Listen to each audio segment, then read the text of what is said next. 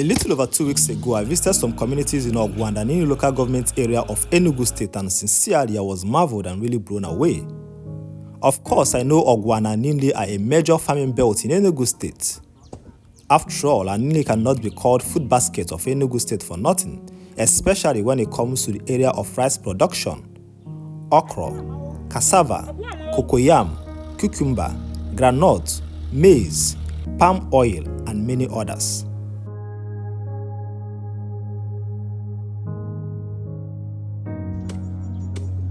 But the more I explore these places, the more I discover that what I thought I knew about some of these communities are little compared to what they really represent.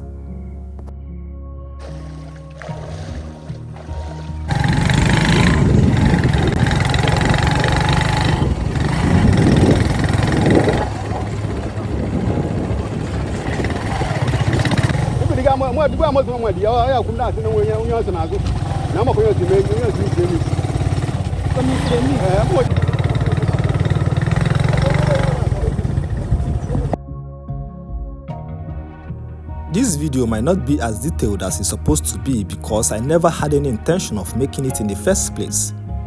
But after I returned from Mmaku and Ugbo town, I thought to myself, so this kind of agricultural production is going on in these places and many people doesn't seem to know about it. So by next year, I will take out time to visit and explore these communities once again and make a proper documentary on the agricultural strength of both Aninri and Ugbo local government area. But at the meantime, this is what I was able to capture upon my visit to Mmaku, Nenwe and Oduma.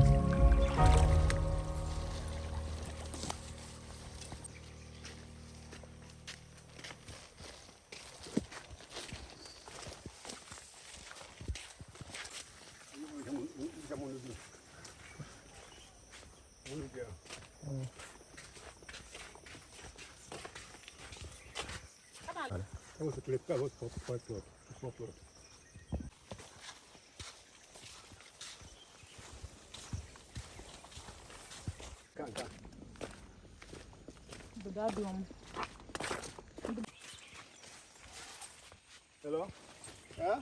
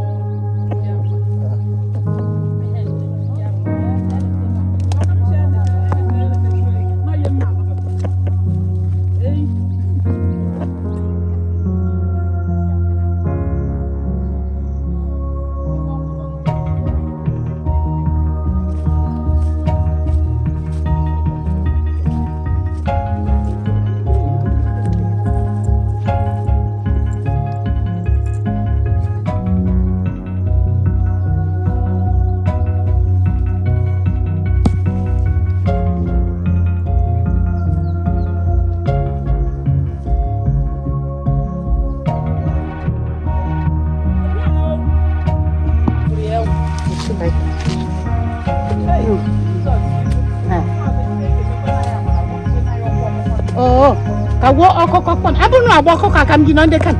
Mana hum na ni ne gida tam kata yemme lo ngum kana wat.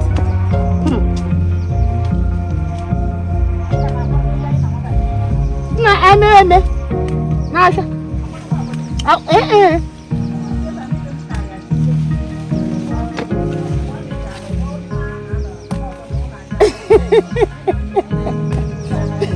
Wami so bia wabi. Waka bia. Nke bura. Shireka. Kini daga kwa ma yong da kwa na mma. Ina ka makabo.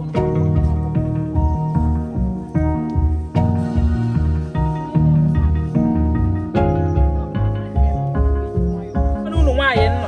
Unu ọrụ ugbo na-eme o. Unu chehue bịa duru nwere mam na. Akwụkwọ akwụrụ agbakọkpọ m n'obodo. Tọkwa ogwe. Ọgọ m tọkwa ogwe. Ozi na lu nwo. Ọkwa gubene. Ọgọ. Aka m tọkwa ogwe bụ nna ada ogwe n'ifu. Ọgwe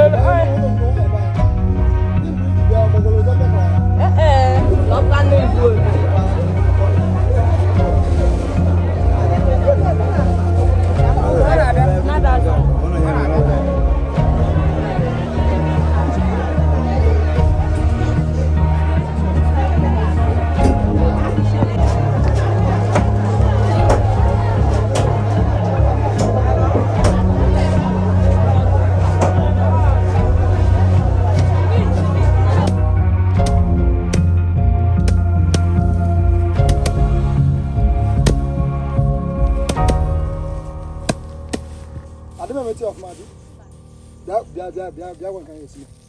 Come now. Okay, me am to ara kwade tina kwa.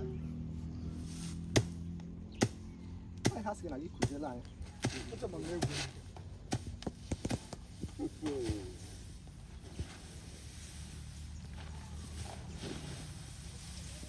I can't say that here. What you? I'll follow Hana.